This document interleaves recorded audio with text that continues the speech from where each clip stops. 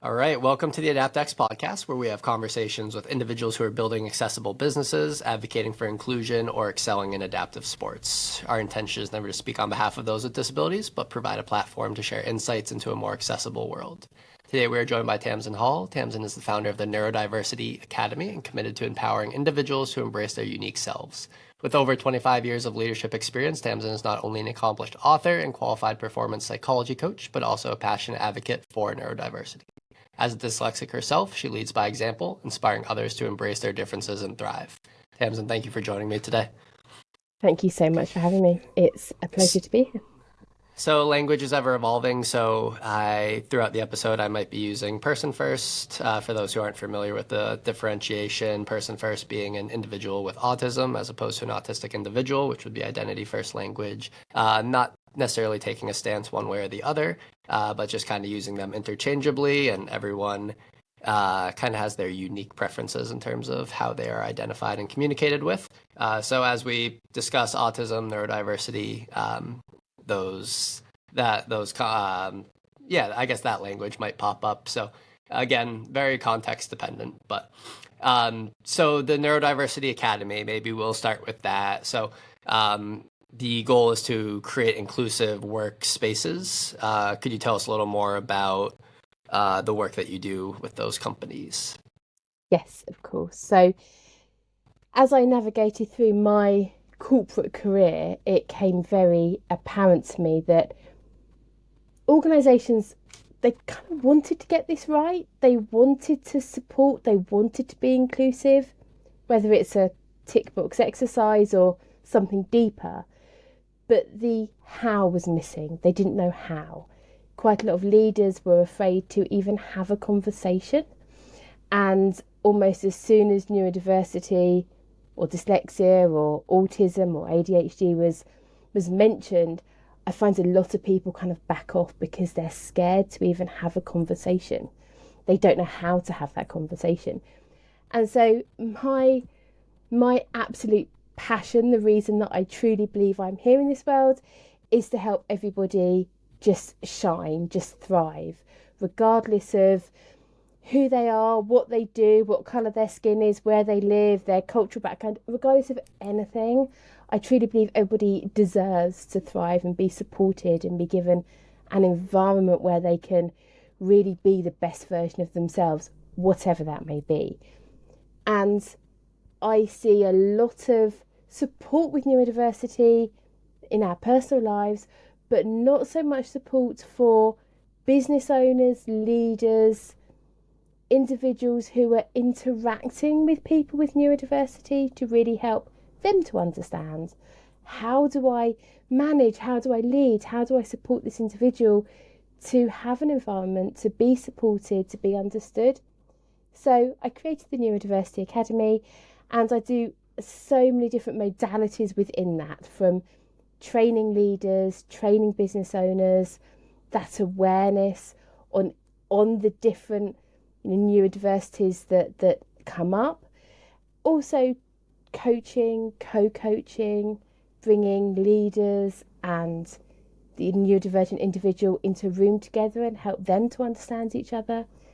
Creating neurodiversity profiles, which is a bit like a CV for neurodiversity, because some people, maybe somebody with ADHD or autism, might really struggle to explain what's going on, what do they need, how do they show up when they're stressed, what do they need to be feeling really psychologically safe. And so that kind of CV for neurodiversity really helps people to go into organisations and say, this is what shows up for me, this is how I'm feeling. To training, courses, anything really that falls under that neurodiversity banner in organisations with leaders, business owners to help navigate through. You mentioned that some of them are scared to have those conversations. How do you facilitate or kind of bridge that gap between an initial interest in being more accessible and the concerns that they're not even sure where to start? Yeah. To me, it's all around communication. And the more that I navigate through this journey, a neurodivergent individual doesn't mind being asked questions, as long as they're not questions that are in a derogatory way. They're not, I'm perfectly happy for somebody to say to me, I want to understand about your dyslexia. Tell me how it shows up for you. More than happy to have that conversation. And as long as we are being open, honest, we're thinking about the other person, we're interested, we're not being judgmental, we're just being supportive, have an open conversation. Just ask the question, how are you today? What's going on for you? Are you okay? And I find neurodivergent individuals are just amazing, wonderful, fabulous people, but people that don't understand, and I suppose this comes with everything, doesn't it? If we don't understand something as human beings, we're almost scared of it. If we don't understand a situation, a change, an individual, those behaviours, either we kind of retract and walk away, or we don't know how to support because we're scared. We're scared of saying something wrong, of doing something wrong. To me, it's just having a conversation in a really authentic way. Yeah, it's a tough balance between the diversity within a diagnosis like autism and understanding it versus like maybe you don't need to understand every part of it to still respect and empathize and support someone. So some of the research that I've been reading recently has talked about, you mentioned psychological safety, that term's popped up a few times. So many people being concerned about disclosing their disability to their employers or in various environments. How do you think that can begin to be addressed? How can a workforce create employees that are more comfortable asking for accommodations and sharing what support they need? It's really difficult because these individuals, they will have had years of potentially judgment, being called out. I know that I did throughout my school, throughout my career, years of being made to feel that I wasn't good enough, made to feel that I was the one that was naughty, disruptive, all of those really negative emotions. So for a lot of people, I'm certainly finding in the workplace, they don't want to share because they've got so many negative experiences that have happened in the past because of them sharing. And it's very difficult to break that cycle and to say, okay, that was in school, that was that was before society started to understand and recognise and want to support neurodiversity. Potentially, people have experienced really negative experiences towards them pre-neurodiversity even being a thing. So there's lots of history, and that's why a lot of people don't want to share, because they're worried about that stigma, that judgment. Yeah. And Absolutely. yeah, and obviously we can't say to somebody, do you have autism? That isn't something that we can say. We can't say that. We can't call people out and ask that question. But what we can say is, are you okay? How's things going for you? Maybe we have somebody who keeps turning up late. So with ADHD, no concept of time. There's people just don't have that concept of time. And so if you have somebody that is constantly turning up late, just creating a really safe space where you can sit down and have a conversation when nobody else is around and support them. Say, is there anything going on? Is there any way that I can support you?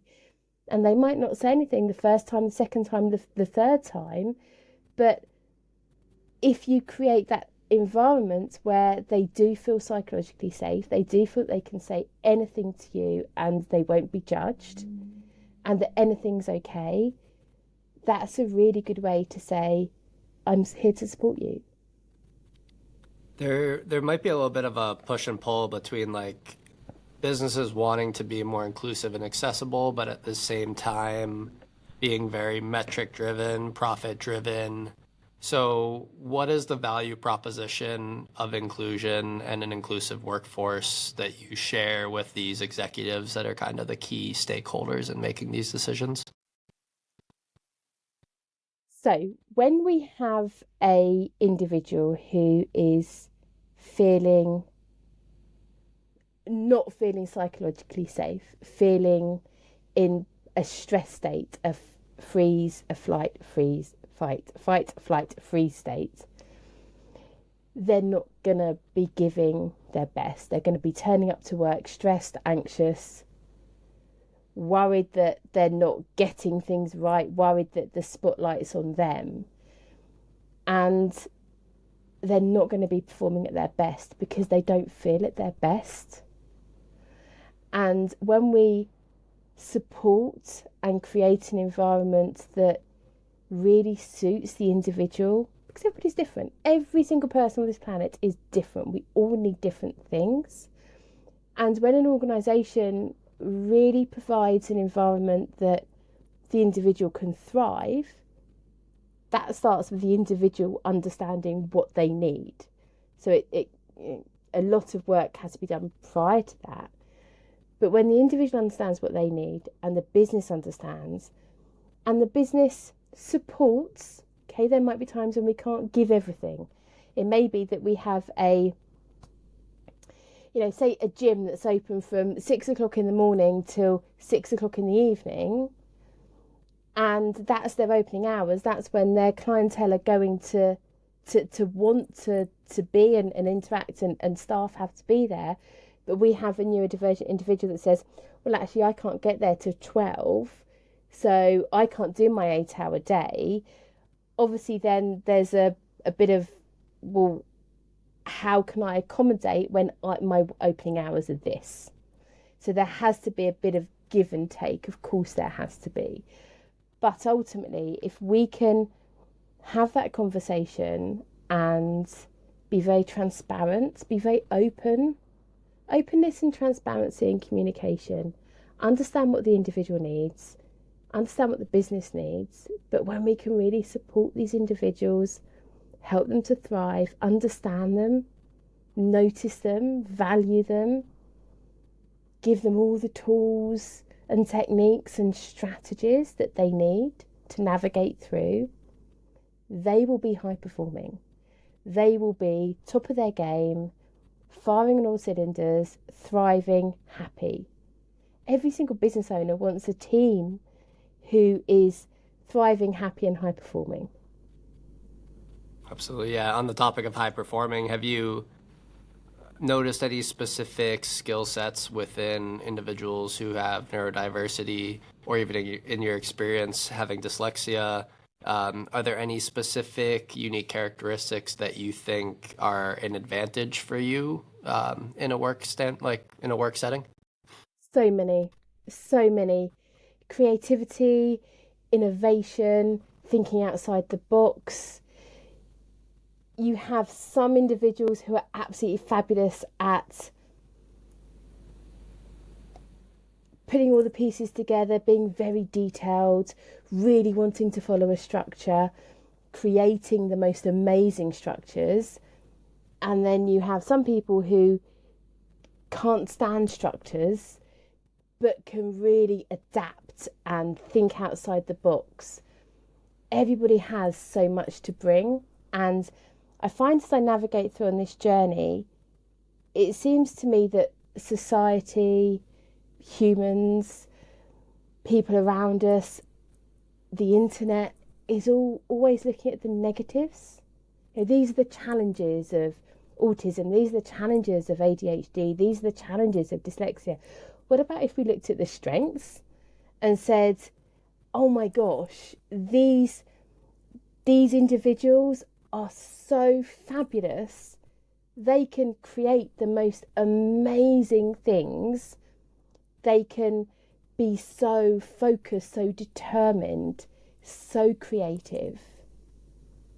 Yeah, and there's some, like, we even notice it at the gym, like some of our clients on the spectrum, like, thrive in a routine. Their attention to detail is exquisite. Those smaller things, like, and I've read stories about individuals with autism being able to replicate entire maps after seeing them, stuff like that. There's just like so many ways, and I know some of those virtuoso like situations are maybe outliers, so shouldn't make an assumption that every individual with autism has these savant like skills, but there's definitely areas where when you might have a deficit in one sense or one skill, it creates a huge advantage in another. At least we've seen that. Yes. But and I've also read some statistics about just retention of individuals with neurodiversity within the workforce being a lot stronger. And I know that's something, employee turnover and retention is really important for companies. So I know that's another advantage. One thing that I'm thinking about, or that I have been thinking about recently, is in my gym environment, there's music playing, there's people with and without disabilities. I know that's not the perfect environment for every individual with autism. Excuse me. Some people might have sensory needs, and overstimulating environments aren't ideal for them. So I wonder what the balance is between promoting like inclusion or advocating for the inclusion of people with and without disabilities, while also respecting that an inclusive, quote unquote, inclusive environment might not be what everyone wants. Does that make sense? 100%. And it's difficult because we will never be able to please everybody 100% of the time, because every single person has so many unique needs, whether that's neurotypical or neurodiverse. Everybody likes, performs better, wants things their own way. And it's hard to get that balance right. In the UK, we have supermarkets who offer times of days where the lights are dimmer, there's no music, or there's soothing music, and it's not very busy, there's not that noise, there's people around to help them. And so if that bright lights, loud music, very busy atmosphere is not the right environment for an individual, they know I can go to the supermarket at X time of day and I will feel really comfortable. So maybe it's a solution where you can offer periods of the day where everything's quieter, the music's lower, the lights are dimmer, to accommodate. Yeah, that's definitely an applicable strategy for sure. One that would probably be pretty easy for some gyms to implement. And just that we could certainly do that here on some of the late morning, early afternoon hours.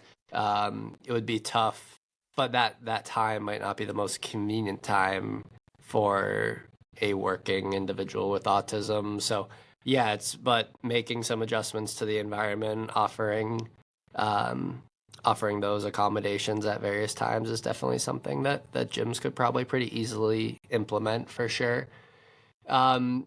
What strategies that you share with leaders and companies do you think a fitness community could use to boost morale within not only their workforce, but within their membership base, and maybe improve inclusion? It starts with awareness. So it starts with understanding, and that awareness piece, when we're aware, if somebody, so say you have somebody who is a member and they come up to the front desk and they're abrupt, they just want the facts, tell me what's happening. If somebody doesn't understand that some neurodiverse brains are very direct, they might perceive that person to be rude, maybe. But they're not being rude, they're just being themselves. And that awareness piece to understand even just those top 5 to 10 traits of all the different neurodiversities can just help to bring that understanding in. And for the person behind the desk who's working at the gym, who's had somebody come up who potentially has been quite abrupt, there's then a bit of compassion to think nobody wakes up in the morning and says, I want to be rude today. Nobody does. And so anybody that comes up and is maybe a bit abrupt, and this is a lot of the conversations that I'm having at the moment, where a neurodivergent individual comes to me and says, I'm being told that I'm too rude. I'm being told that I'm not communicating the right way. And it isn't on the neurodivergent individual to change. It's on society to understand and have that awareness. The number of times I've been told, Tamzin, you're like a square peg and I'm trying to fit you into a round hole. You can't change me. I'm a square peg. We need to change the hole and then everything's fine. And that starts with awareness. And I was just going to say, so when we can understand and have that awareness of what is going on and those common traits, that's when things start to change. Yeah, absolutely. I think those, like the communication differences is an interesting point. I know behavioral therapies is ABA something that's practiced in the UK pretty regularly as well. I know some of the critiques of that are that they're essentially what you just described, trying to fit a square peg into a round hole, while trying to get everyone to move towards some pre-established norm of normalcy. Do you think behavioral therapies have a place in supporting someone with a neurodiversity, or are there different strategies to do so? There are so many different strategies and so many different therapies, and I think, personally, as long as they're, and this is obviously my opinion, but as long as they're rooted in science and there's research to back that science up, I think they have a place. Are they right for everybody? No. So to me it's that understanding, and I truly believe that if we're looking at behaviours, should we really be trying to change the behaviour of somebody when that behaviour isn't hurting anybody? Obviously, if somebody is causing pain and hurt and harm to themselves or other people, then yes. But understanding, compassion and awareness go a really long way. Yeah, that's kind of the premise of the social versus the medical model of disability, in that you don't necessarily have to change the individual, but rather the environment to support the individual's needs. Stereotypy and various characteristics of neurodivergence. I guess the challenge that they present is that, at least in the gym space, a lot of people don't have exposure to them. So they're kind of taken aback when they hear scripting or see certain self-stimulating behaviors. How can a company, I guess, kind of like foster better understanding or awareness throughout their entire membership base without having to conduct a formal training? Like, I don't know, is there a way for a gym to get a lot of people up to speed on these things? So my go-to is awareness training. So just offering awareness training, and I've conducted awareness training in churches, in gyms, in organisations, and it's just a workshop, I suppose, maybe a free workshop where someone can come in and it's just a talk on neurodiversity. So if anybody has somebody who is neurodivergent in their lives, or they are, a 90-minute, 1 hour lunch bites awareness session is a really good place to start.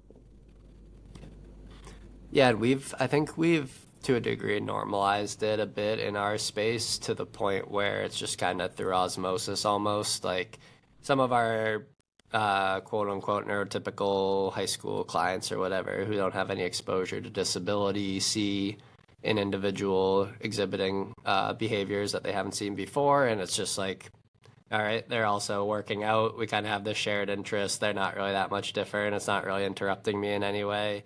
And I hope that they just like see that. And then when they see it pop up in their day-to-day life, it's like, yeah, that's, I hope it just kind of comes like an afterthought to them as opposed to something that is disruptive and really sticks out. But yeah, it's an interesting topic as we try to help gyms create more accessible and inclusive environments. I think that's one of the things that with a visual disability, a physical disability, people automatically default to empathy and there's more awareness around it. But with some of these disabilities that don't have an outward facing appearance, it is sometimes harder for people to be receptive to initially if they don't have any awareness. So in some ways, it's more challenging than physical disabilities in that regard. Yes, and especially as we mentioned earlier, some people don't want to share because of the stigma or the experiences that they've received in the past. So it can be tricky if you have an individual showing those behaviours or being themselves, and it being slightly different to neurotypical people, but then not having that communication and not having that openness for various reasons. Yeah. It's difficult. Is there a specific story or success or highlight that kind of stands out to you in terms of maybe a company that you've worked with or an individual that you've worked with? Yeah, so it's so many. The common theme that I'm seeing at the moment is that we are having quite a few disciplinary hearings, or we're going down the route of disciplinaries with staff because the member of staff hasn't said that they have a neurodiversity. And so they're being treated, take turning up late, for example. So turns up late consistently for the last 6 months, we're going to have to go down disciplinary because the individual just cannot get to work on time. And it's only when they're at the disciplinary hearing that they've said, I've got ADHD. And so we're then having to backtrack and to halt the disciplinary hearings and support the individual to help accommodate and come up with strategies and help them to. But it's almost got to the point where that individual is almost backed into a corner before they felt able to share.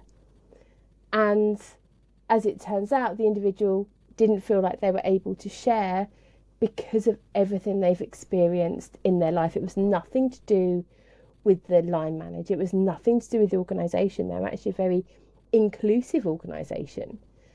But the communication hadn't been there. The member of staff, when I'd spoken to the member of staff and had coaching member of staff, so much trauma from past experiences, they just couldn't share. They just didn't tell anybody. And that internal struggle that they were dealing with every single day is heartbreaking when you drill down and you have that conversation. That was a theme that a previous guest mentioned when I asked her, how can we as quote unquote able-bodied individuals be the most effective advocates or allies when we appreciate and understand that the lived experience is essential to understanding the needs of these populations. And she said a lot of times, excuse me, the people that she's advocating for are, like you said, afraid to disclose things, or they're tired of asking for the same accommodations over and over again without any success. So sometimes it can be up to her or it can be up to me to kind of take over some of those advocating duties on their behalf. Not implying that we know what they need, but maybe just being a support in that way. So I just, as you were kind of sharing that story, it was just something that kind of came to mind for me that the reinforcement of I'm not going to get the support I need from all these years is what prevents people from asking for the accommodations that they do need. Absolutely. And the best thing that organisations and employers can do is not just talk about being inclusive, but show their staff they're inclusive. Show them every single day that we are inclusive, from awareness training to quiet rooms to safe places that people can go to. Really show them. And when we create an environment where we're not only saying we're inclusive, we're showing we're inclusive, individuals start to feel more psychologically safe. Yeah, on that topic, it just kind of popped in my mind as you mentioned quiet rooms and stuff at the office. As a lot of companies, I don't know if it's different in the UK, are encouraging return to office policies versus hybrid or remote schedules. What would be the most inclusive offering in that regard? A hybrid work schedule, a remote work schedule? Like how can a business support the different needs through where they allow individuals to work? There was a study completed, I think it might have been a study, in fact, it was a study in America that was about actually the cost of staff being made to go back to the office full time is the equivalent of a weekly food shop. And we have to take into account, of course, we have to take into account the benefit to the business for getting the staff to come back into work full time. But there's also that really fine line between individuals who really don't enjoy being in the office. And personally, what I'm seeing is the most effective is a hybrid working pattern. Because as human beings, even though a large number of the neurodivergent community want to be in their own homes, working behind a screen, not being in contact with other people, actually, we are social animals as human beings, and we thrive and we are happier when we connect with other people. So I think that hybrid where we're saying you can have those couple of days at home where you feel safe, but we really want you to come into the office and experience that community and that connection, and giving people if it's in an office environment, giving people that corner desk where they're away from noise, away from distractions, away from people walking past all the time, making sure they have that quiet room that they can go to. And a really good option that I'm seeing at the moment that's really effective is having a safe person. So having somebody that understands that they can just send a Teams message or just send a text message or just say it's a bad day today, without having to explain, without having to go into any other detail. But sometimes just that I've said it out loud, I've said I'm having a bad day, is enough for some people just to feel supported. Yeah, and there's no shortage of remote fitness options now as well, but I feel like that could maybe be another simple solution to maybe reaching more individuals with neurodiversity, is offering remote options that they can do from the comfort of their home. So that's just another thing, I guess, as the landscape has definitely evolved over the last 4 years. Since COVID, remote fitness has obviously become more popular, but it's something that all the small gyms like myself could probably offer more thoroughly as well, as those remote options, still having a accountability coach, still have guidance, fitness guidance, not necessarily a pre-recorded class like you might get from something like your exercise bike or your treadmill, but like still having a coach there, but being able to do it behind a screen in whatever environment you're most comfortable in could be another decent recommendation or a small actionable tip that a fitness professional could adopt. If people want to learn more about the work that you do or some of these topics, where would you recommend that they find you? We'll include it in the show notes, but let you promote it first. Amazing, thank you. Yes, so I'm Tamzin Hall. I'm on LinkedIn. I'm on Instagram as Tamzin_Hall. And my website is the neurodiversityacademy.com. Excellent. And that is, who's the target audience with that? Maybe just so kind of consolidate it to. So my target audience is anybody in a leadership role or a neurodivergent individual in work. So in the workplace, helping to really get that workplace working effectively. Lots of workings in there, but trying to supporting people in the workplace really is, yeah. And while you're housed in the UK, you can accommodate supporting individuals in the States as well. Absolutely. I have clients all over the world, which is the beauty of all this now. Yeah, As well, absolutely. Tech It really is. stuff and, Well, thank you so much for having the conversation. I think it's a super important topic. I think there's definitely some good actionable tips that gyms could easily adopt. I think so many people think accessibility and inclusion requires expensive, retroactive renovations to the physical environment or compromising one service in order to support another. But there's so many easy, low barrier to entry ways that businesses can be more inclusive and accessible. And that's the goal of this podcast, is to share them and have our experts share what they do and see if we can apply it to the fitness space as well. So Tamzin, I really appreciate it. That was perfect. welcome. You're welcome. Thank you so much for having me. Thank you for listening to the AdaptX podcast. Our effort to amplify the ideas of our guests and create more inclusive and accessible industries is futile unless these episodes reach a larger audience. If you enjoyed our discussion today, please leave us a rating or a review on whichever platform you use. And if you would like to learn more about AdaptX, the course that we teach to health and fitness professionals and the projects that our organization is working on, you can subscribe to our newsletter through our website, www.adaptx.org. Until next Monday.